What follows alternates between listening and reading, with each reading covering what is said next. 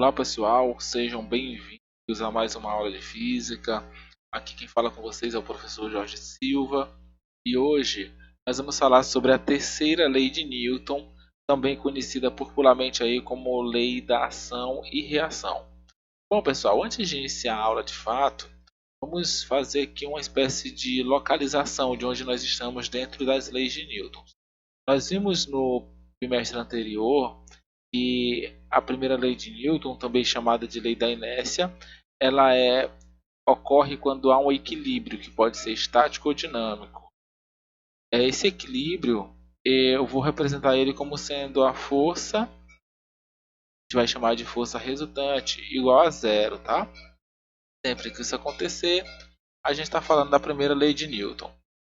A segunda lei de Newton, por questões didáticas, nós não vamos mencionar ainda. Nós vamos pular primeiro para a terceira lei de Newton e aí sim nós vamos trabalhar a segunda porque ela é mais ampla e ela requer uma atenção especial.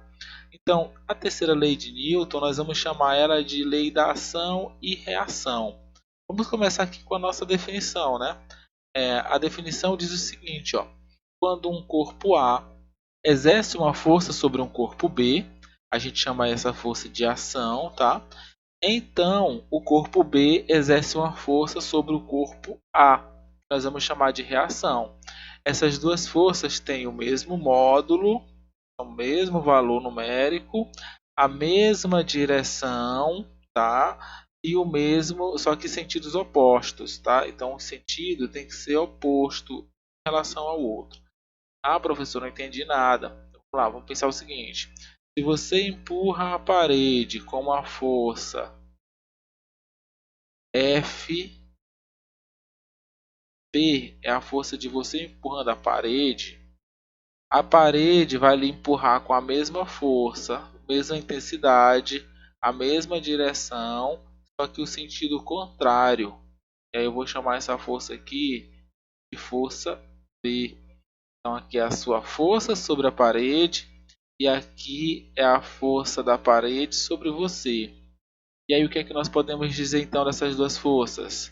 A gente vai dizer que a força que você aplica na parede é igual à força que a parede aplica sobre você, só que com um sinal negativo.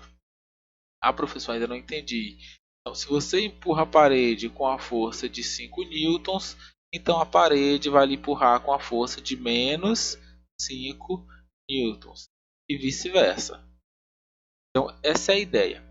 Para esclarecer essa ideia, nós temos aqui um exemplo. Nós temos aqui um foguete.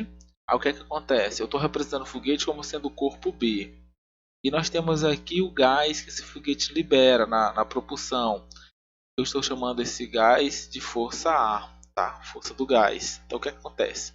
O foguete empurra o gás. Bom, então a gente tem uma força aqui do foguete sobre o gás, uma força do B sobre o A. Em contrapartida, o gás vai aplicar a mesma força para o foguete. Então, isso que vai causar o impulso sobre o foguete, vai fazer esse foguete se mover.